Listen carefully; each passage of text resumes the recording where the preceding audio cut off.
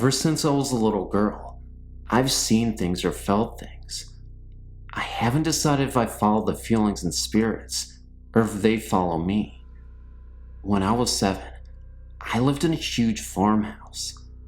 I was awakened one night by a cold feeling on my cheek, almost like someone was placing their hand and just brushing it against my cheek. I sat up in bed and looked around, expecting it to be my sister trying to wake me up. Instead, I was greeted with an empty room. I tried to fall asleep all night and couldn't. For weeks, I refused to sleep on my own room and stayed with my parents. About a month later, I was back to sleeping in my room and was awakened again, but this time by the closing of the side door downstairs. I thought it was my father coming home late, so I walked into the hallway. What greeted me on the stairs still scares the daylights out of me today. When I got to the stairs, a lady that I had never seen before was walking up the stairs, or so I thought. But when I looked closer, I realized that the woman was floating up the stairs. She wore a dark brown skirt and a white blouse covered by a jacket. The white blouse had been stained and red in a few places. When I squinted my eyes to try and get a better look at the blurred image, I saw that the woman's face was battered and covered in blood. I was frozen in my tracks and unable to move. I just stood there. She didn't appear for too long until she ultimately faded away. But I'm convinced that the presence was a former owner of the farmhouse I used to live in.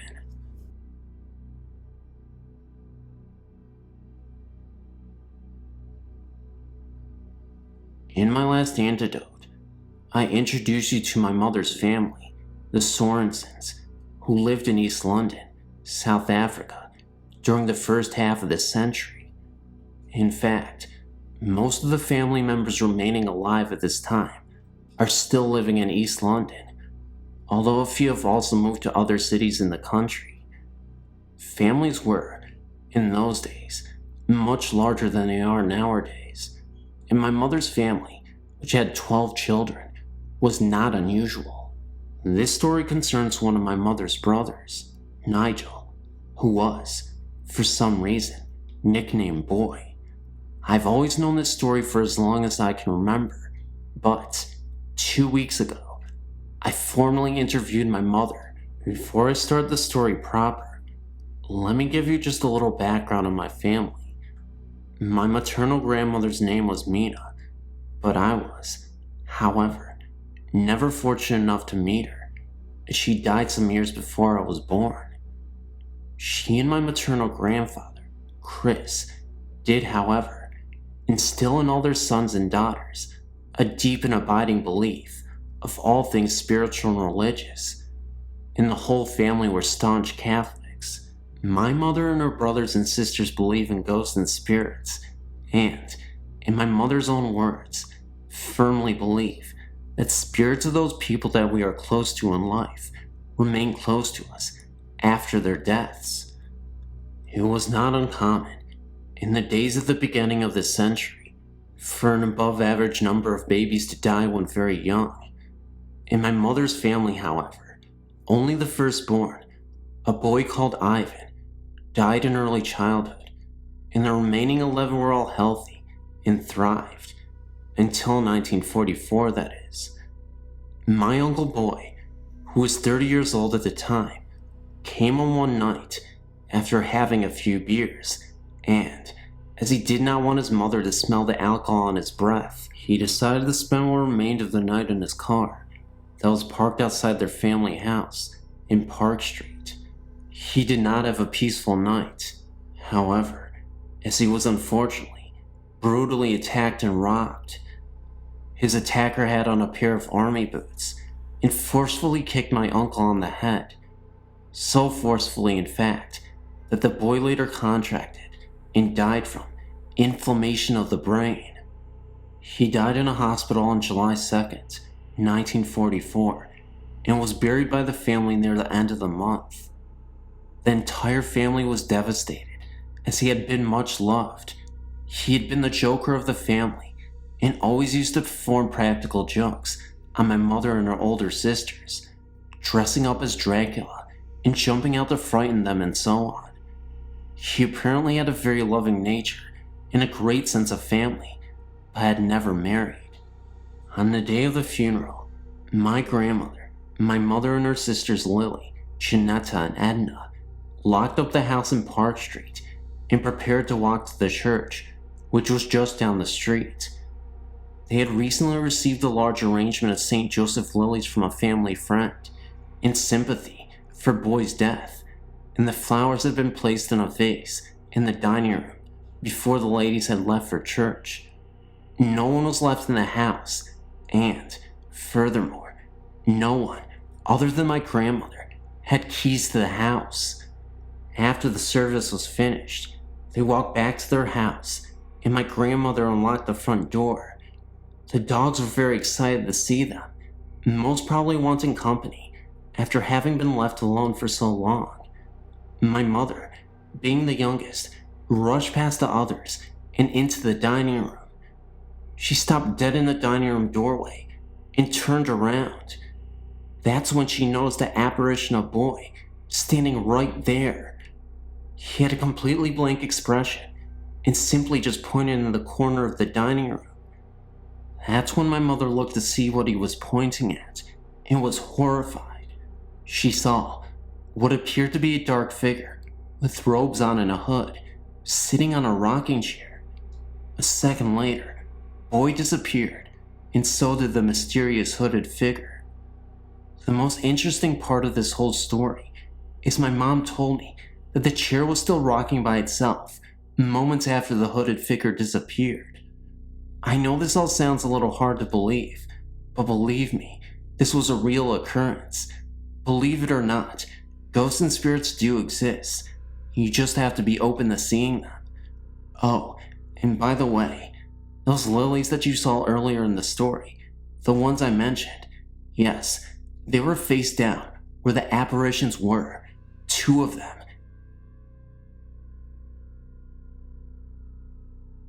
I worked in a movie theater that used to be a theater before, but not movie, but stage. As a matter of fact, the stage is still there, complete with all the vents, dressing rooms, and the overhead mechanisms to control curtains. It was a very happening place during its time. There was a dining place called the Kit Kat next door to the theater, and a hotel on the other side. When the stage was closed, the place became a movie theater with 1 screen. It is still set up as a theater would have been in the area of segregation. It became a 2-screen movie theater recently, and the balcony has been closed off. There have been some pretty weird things going on upstairs. I was talking to the manager one night about something that happened as I was leaving pretty late. It sounded like something upstairs in the old lobby fell. Something big. I went up with a friend to check it out, but nothing could have fallen. After I'd gotten about half of my story out, the manager finished the story for me. He said that he experienced the same thing. We've both heard voices upstairs and footsteps on carpeted floors. No one ever really experienced anything, or they don't talk about it. Up until a few months ago, no one ever saw anybody. Well, that all stopped pretty recently. I've seen 2 men. I'm the only one who has seen anything. One of them was a shadow person. He was a very dark presence, so dark in fact that he almost appeared to be a cloud floating around the room. In fact, that's what he had been doing when I saw him. By the way, you could still make out the outline of this figure. He was also wearing a top hat. The presence that I saw was upstairs in the balcony. The feeling I got off of him ranks up there with the feeling I got the one time I encountered the shadow person. This guy, however, looked like he was some sort of construction worker. The manager, which is my uncle, has been doing a little bit of research, and has come up with very little information. I've written a narrative about the man upstairs. My fiancé drew a picture of him without my knowledge, just from the description I had given him. I saw the picture one day in the backseat of his car, and it sent chills through my body. The city is wanting to tear down this building and put an even larger theater in its place. We do not know how long the owner of the building is going to hold out on selling it. Hi, I'm not sure if this is a ghost story, or just me being nervous because of old fables, but I'll share it with you anyway, and I'm anxious to hear what you think. First of all, I'm from South Louisiana, where ghosts, voodoo, and haunted antebellum homes are a way of life, or at least, a big part of the history down there. About 3 miles from my parents' home, where I grew up, there's an old plantation house, which I believe was built in the 1800s. I know that I'm going to skip around, because I feel like I have to explain everything, but please bear with me. While I was growing up, I always felt scared to be outside, or even alone in my parents' house, but I don't think the house itself was haunted, but maybe the area, because it was so close to this old house. I actually never even noticed the house, until like only 6 or 7 years ago, when someone finally bought it and decided to refurbish it. The house was once known as the Stephanie Plantation, then as the Halfin House, and I believe that there was also one more name for it, but I can't think of it right now. The new owner put a lot of effort into doing research into the history of the house and how it looked, pretty much to find out anything and everything about it. First of all, he was a friend of my father, so we got to see the house through many stages of its rebirth. The new owner took before and after photos of the house. The before photos really scared me. There were, I believe, 5 faces or bodies of ghosts in the pictures, but they were very clear. One looked like a man, maybe with a beard and very proper demeanor. Another was a lady in the ball gown. That was what the silhouette looked like, and possibly a crown. Another looked like a small child looking out of the window, and another just a blur. One looked like a man screaming, and it seemed to have chains on his wrists. I don't know what exactly to say about these pictures, but I know what I saw, and I know how the house felt, and I believe them.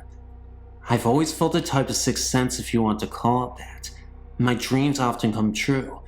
ESP is a frequent thing for me, and I always get these feelings. I'm not trying to say I'm psychic, because I'm not sure exactly what this is, but I have come to try to use them more and more. Anyway, the house was very cold, even though it was the dead of summer, probably 100 degrees and humid. The typical South. Anyway, it had this very eerie and unwelcoming and not very peaceful feeling to it, and as weird as it may seem, I kept getting like these glimpses or flashbacks that were very dark, but they were of this house. The new owner had tons of stories of hauntings by him and previous visitors, or just stories that were documented. I talked to this friend of my mother-in-law who is really into this stuff, and she seems to think that for some reason I have a connection with this house, that it isn't just me being a channel. I don't know what to think. I don't really want to know. Every time I visited this house, I would get the creeps, and always in the same places. There was a small closet-looking space at the top, 3rd floor, which was recorded to have been used as an infirmary in the war. I was standing near it, thinking. I was getting a funny feeling about it, and didn't notice my brother behind me. As a joke, he picked me up and pushed me inside of it, and I'll never forget the black flash, if that makes sense, that came to me. I'm not sure if I actually saw it, or just remembered it, but it was one of the single most frightening events to date. It was like I could hear, just for that brief second, screaming and cries, and see so many people in that small space. I don't know, I guess I can't really explain it. Anyway, the room that was supposed to be the infirmary still has bloodstains on the floor, Even though the original boards have been removed and replaced, I truly think something more happened up there. So then all of a sudden, this guy and his wife up and sold the house to my father's cousin, Curtis. He got a grant from the state to do further research on the house, and he actually tracked down many original pieces from the house. In the meantime of all of this, I get engaged, and one day, I woke up and something told me that I should have my wedding pictures taken in the old Halfin house.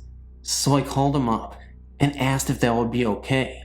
He was reluctant because he really didn't want any more pictures taken and of the house, but finally agreed. So I went back because I was so totally drawn to this house. Since Curtis has been restoring this house, there's a much more peaceful air in it, really. And anyway, as I was walking around, I prepared myself to be more open to anything.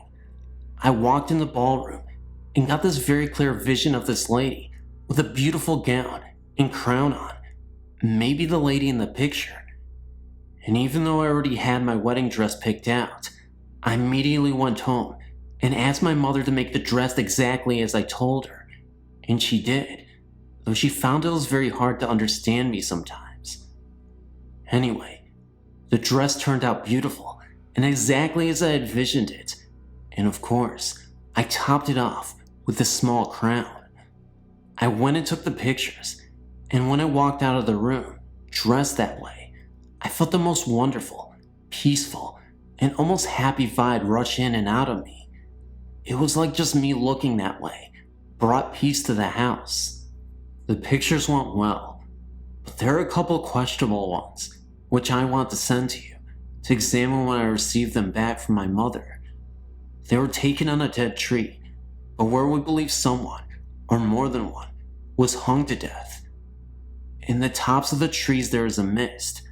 I thought it was the sun, but some say no.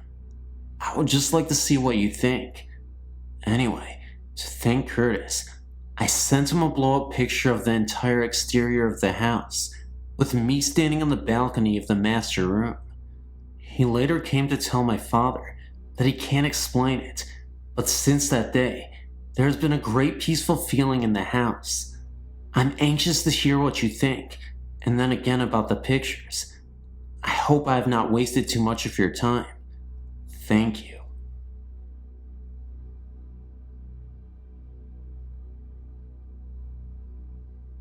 I've had several ghost experiences, but the one I'm writing happened when I was about 16. We lived in a very rural area in a big tri-level house. The bedrooms and a bathroom were on the top floor, a small bedroom, a bathroom, the kitchen, and a huge living and dining room were on the second, and the bottom floor was a 2-door garage. The master bedroom on the top floor had once its own deck, and still had the sliding door, which now leads to a 16-foot drop to the backyard. It is important to know this, because we often would hear someone knocking on that door, even when we had the blinds open, and could see there wasn't anyone there. The stairs from the second floor to the third went straight halfway to a landing, then turned right, and went up the rest of the way. On the landing on your left, if you were going upstairs, was a picture window. I was standing at the top of the stairs one afternoon, calling my 2 younger brothers. The youngest, Lee, came to the bottom of the stairs and asked what I wanted. He and Chris were getting a snack. I was going to answer him when I felt a hard shove against my shoulders. I fell down the stairs to the landing. My brother raced up the stairs to the landing, calling our other brother. I stood up with Lee's help. Since I was okay, I shrugged it off as an accident and forgot. Weeks later, my brother was in the house by himself. He was coming downstairs. I could see him through the window, and he tumbled down the stairs to the landing. He swore someone pushed him, but he and I were the only ones home, and he had been the only one inside. The next day, stupid kids that we were, we decided to test it.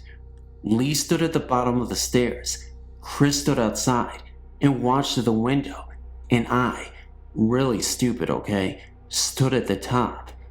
I felt something push me, and I started to fall again. I caught myself on the rail and was standing. Something I couldn't see was trying to pull my hands off the rail. I got up and ran down the stairs in record time. Chris said he couldn't see anything, but Lee swore he saw a shadow chase me from the landing down to the second floor.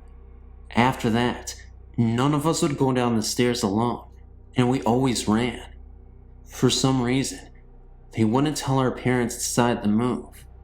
Only 6 months after we started living in the house.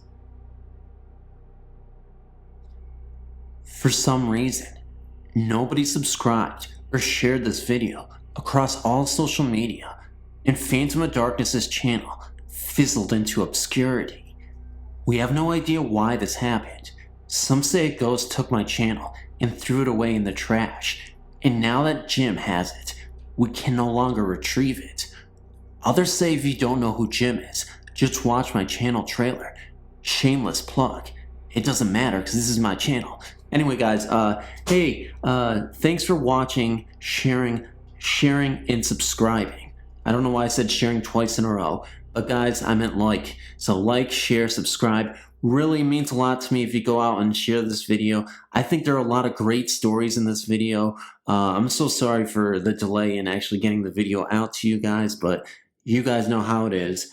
I gotta work my butt off, and you guys always know that demonetization is around the corner, so I have to make sure that I censor myself. So I don't say a, I say but, if you know what I mean. Anyway, guys, yeah, I guess that's it.